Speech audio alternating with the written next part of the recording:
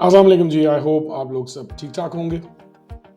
Business lesson number 4 और इसके अंदर मैं बस अब थोड़ी सी ही बिजनेस टर्मिनोलॉजीज को या टोपोलॉजीज को या डिफरेंट एब्रिविएशंस जो यूज होती हैं सॉरी उसके बारे में उसके बारे में मैं बात करूंगा। इसके बाद इससे जो अगली वीडियो है बहुत इंपॉर्टेंट होगी, क्योंकि उसके अंदर मैं जितनी भी वर्ल्ड नोन बिजनेस टर्मिनोलॉजीज हैं, टोपोलॉजीज हैं, टर्म्स हैं, एब्रिविएशंस हैं, उनको बाय मैं डिपार्टमेंट वाइज डिस्कस करूंगा।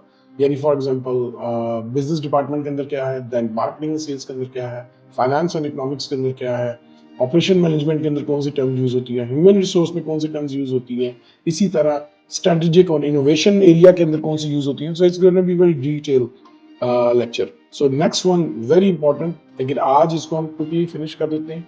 दो एरियाज को हिट कर रहे हैं। नंबर वन, एक तो जर्नल हमारी जो रोज कॉमनली जो यूज हो रही है हमारी जितने भी नॉन हमारा नेटवर्क है उसके अंदर, और उसमें सबसे पहले एक बहुत इजी सी जिसको हम लोग कहते हैं MVP।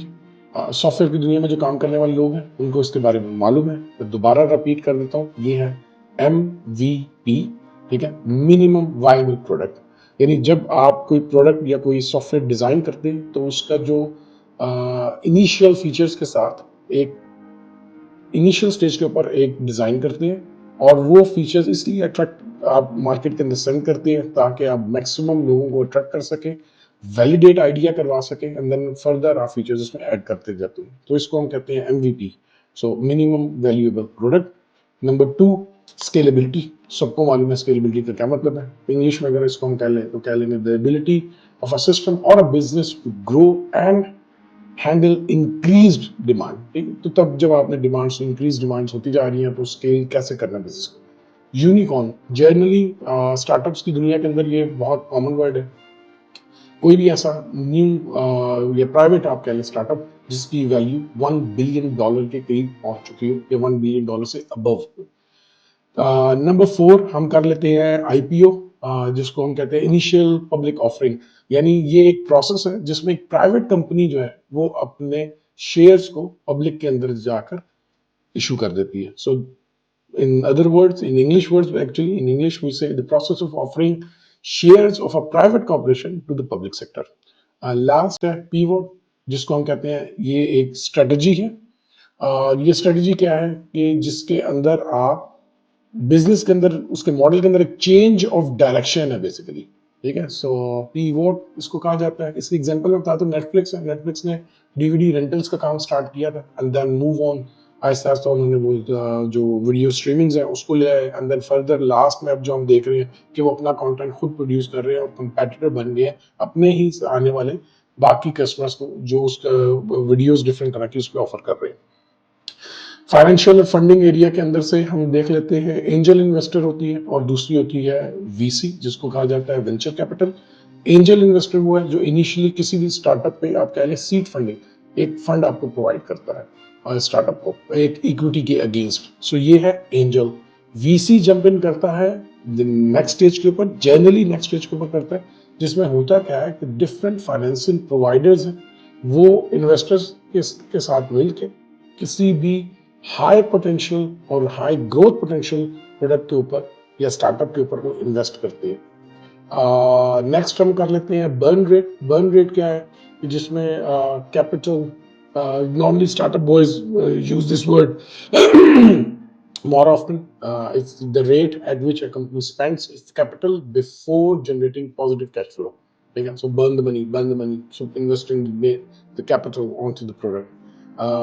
एक और है जिस वो भी स्टार्टअप के से ही रिलेटेड है, कैप टेबल कहते हैं इसको, capitalisation table, which is a spreadsheet detailing a company's ownership structure. Detail company का ओनरशिप स्ट्रक्चर पूरा कैपिटलाइजेशन टेबल के अंदर लिखा हुआ होता है। लास्ट है इक्विटी। आजकल शार्क टैंक चल रहा है, ये लफ्ज बहुत बार बार सुन रहे हैं, 99.9% लोग जानते हैं। सो इक्विटी क्या है? Ownership interest in a company, often used as a currency in a startup. जब आप किसी को पैसा देते हैं, आप कहते हैं 20% इक्विटी होगी, and then against that equity you get something at the end of the month और at the end of the year और अब प्रोडक्ट पूरी बाय आउटराइटली या सेल आउटराइटली करनी हो तो उसके उसमें आपका एक पोर्शन जो मिल जाता है उसको ही पूरी करती है। ऑपरेशन और मैनेजमेंट के अंदर जो कुछ चीजें मुझे याद आई उसमें एक याद आई OKR, which is objective and की रिजल्ट्स। इसमें एक फ्रेमवर्क आप डिजाइन कर देते हैं और इस फ्रेमवर्क के अंदर आप ट्रैक कर रहे होते हैं अपने ऑब्जेक्टिव्स को। इस फ्रेमवर्क को जो डिजाइन किया जाता है इसको कहा जाता है कि जी आपकी OKR क्या है। नेक्स्ट है ERP सिस्टम। ERP बहुत ERP हम बहुत लफ्ज यूज करते हैं दो जगहों पे। एक ERP सिस्टम होते हैं। ERP का वर्ड जनरली सॉफ्टवेयर की दुनिया में बहुत यूज होता है। इसको कहा जाता है एंटरप्राइज रिसोर्स प्लानिंग।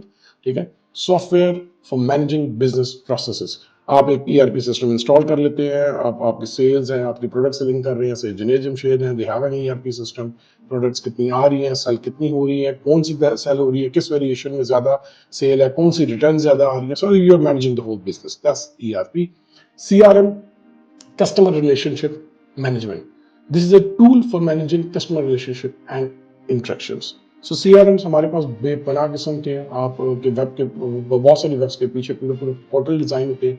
कस्टमर जाके अपने यूजर एंड पासवर्ड्स बना लेते हैं, वो भी CRMs के अंदर आ जाता है। वेब के पीछे CRM डिजाइन किया जाता है जिसपे आप टाइम टू टाइम जो चेंजेस हैं वो आप कोई हाई हाई कोर और डीप कोर किस्म की डेवलपमेंट के कोडिंग के बगैर आप कर सकते हैं CRMs के ऊपर। और इसी तरह ये रिलेशनशिप मैनेजमेंट जो है इसके अंदर आपकी ट्रैकिंग हो रही थी कस्टमर्स की भी और आपकी सेल्स की भी, और according to the situation, business situation. Last में चले चलते हैं, मेरे ख्याल में लास्ट 2 मेरे ज़हन में रह गए। एक है lean, LEAN, lean startup. This is a methodology focused on building business with minimum waste. So that's called lean startup. आप एक ऐसी मेथडोलॉजी के थ्रू एक बिजनेस को बिल्ड करना शुरू करते हैं जिसमें आपकी कोशिश होती है कि आपके मिनिमम जो है वेस्ट हो, यानी आपकी फाइनेंशियल लीकेजेस मिनिमम हो, रिसोर्सेज आपके मिनिमम हो, प्लस आपकी जितने भी resources, capital, equity, finance and human even resource और मशीन रिसोर्स, सबका आप ये इंश्योर कर रहे होते हैं इस लीन स्टार्टअप के अंदर कि मिनिमम इनकी वेस्टेज हो, मैक्सिमम इनके अंदर से प्रोडक्टिविटी निकलती है। चर्न रेट एक ये भी स्टार्टअप की दुनिया के लोग यूज करते हैं ज्यादातर, बल्कि ऑलमोस्ट अब ये बिजनेसेस के अंदर तो हर जगह ही होती है। This is the rate at which customers stop doing business with a company, so that's called churn rate.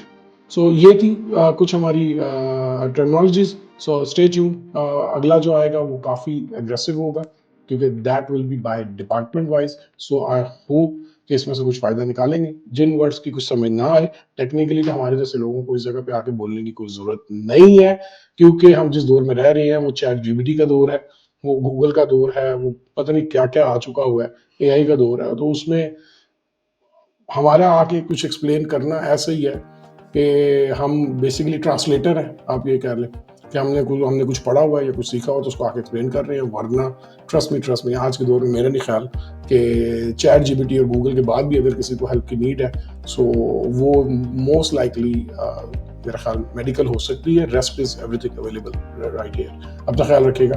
अल्लाह हाफिज़।